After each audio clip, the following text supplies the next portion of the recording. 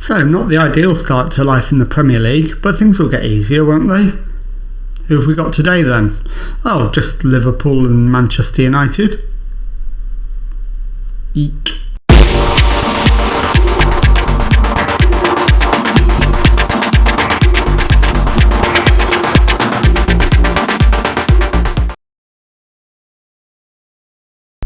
Hello and welcome to Club 4 episode 22 of The Pilgrimage. My name is Jamie, and as I alluded to in the introduction, coming up on today's episode we've got Liverpool away and Manchester United at home. So without further ado, let's get straight into the Liverpool game, and I'll show you the team for that one. It is Boyce Clark in goal, a back four of Bristow, Songi, Williams and Godwin Malif, Campagna at the base of midfield, White and Galdames ahead of him. We've gone for a change of system, so it's Salcedo on the left wing, Sibley on the right and Camelo up front. Let's submit the team and go and give the team talk.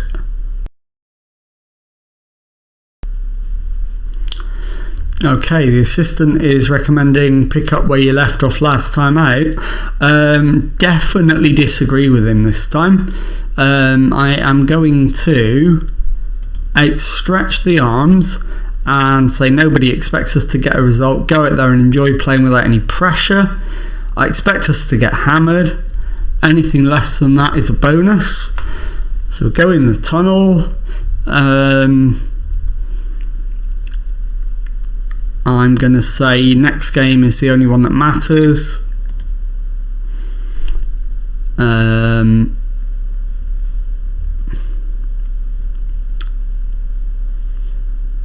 I'm going to say he's not quite right at the moment, so we can't play him here.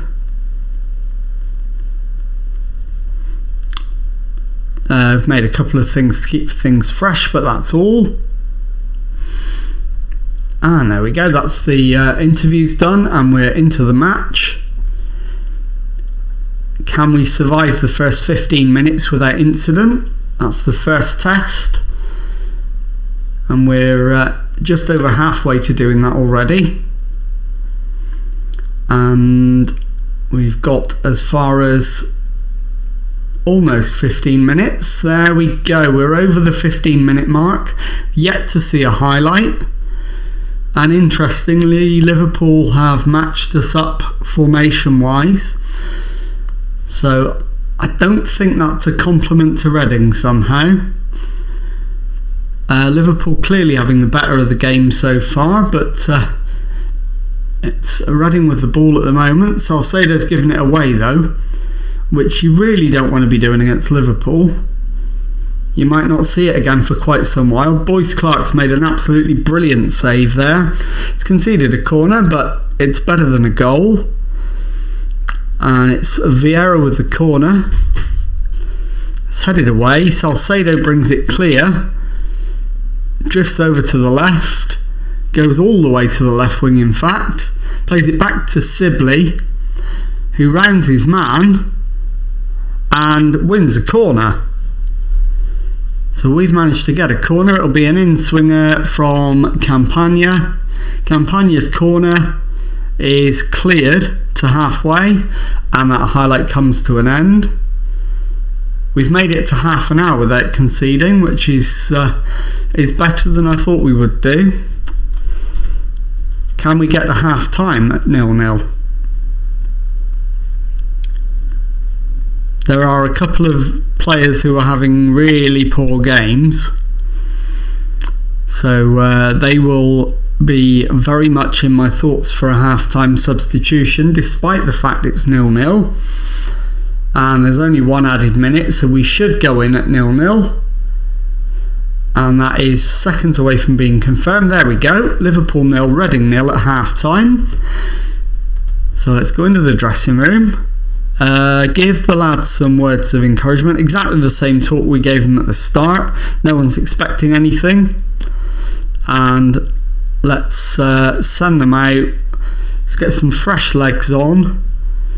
Right, so we're going to take off Salcedo. He's playing poorly and lacking fitness, so we'll bring on Julian. And the other change is going to be at left back. Bristow for Kean Bryan. In fact, no, change of plan. Actually, no, I'm going to go with my original suggestion. Kean Bryan comes on, so that's 2 changes at half time. And we're going to stick with exactly the same plan in the second half. Just try and see the game out for as long as we possibly can. And after about 70-75 minutes, we'll make our final substitution, unless we're forced into it before that with an injury. Liverpool have Erling Haaland up front, which seems a little bit like a cheat code when they're playing Reading, but never mind. Right, it's Bryan with the throw-in for Reading. Julian heads it back to him. He goes all the way back to Songui, and it's played infield to Campagna. Julian plays it into Camelo. Julian to White, and is it going to count?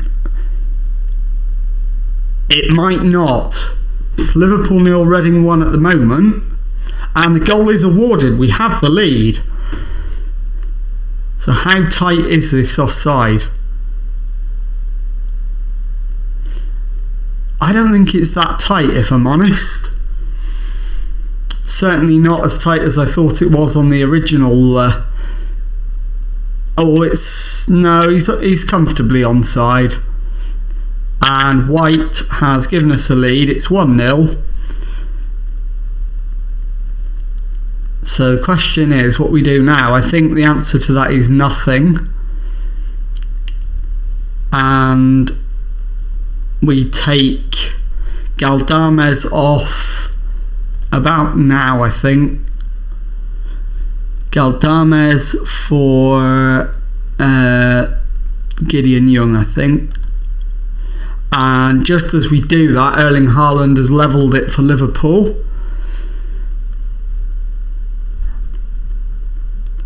I mean, to be honest, if you'd offered me a 1-1 draw before the match, I'd have bitten your hand off for it. So to be in that position with 15 minutes to go, we're not going attacking against Liverpool. I'm not a crazy person.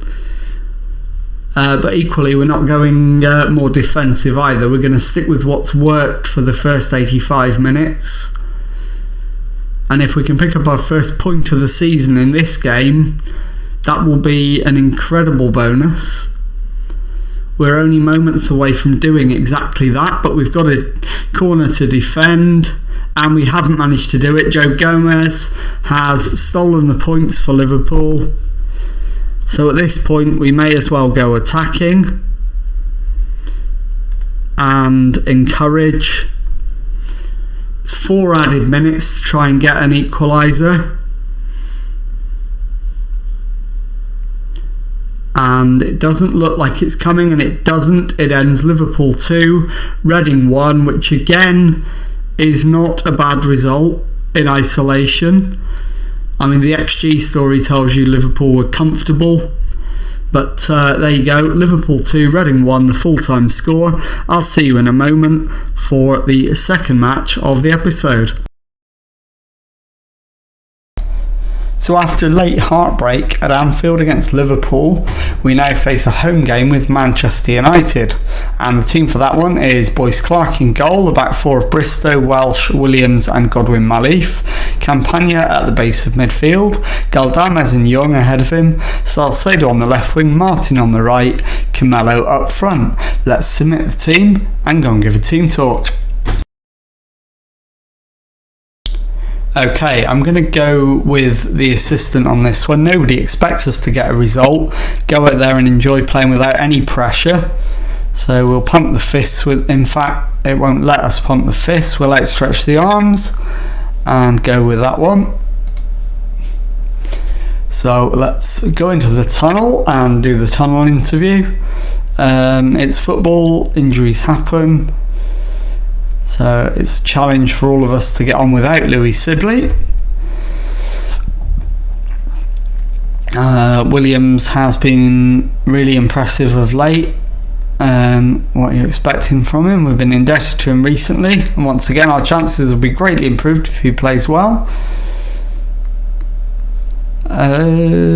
It's important to make sure everyone's getting the right amount of playing time. Yeah, go with that. Okay, let's kick the match off and see how long we can hold out against Manchester United. And let's just remind ourselves of the situation in the league table.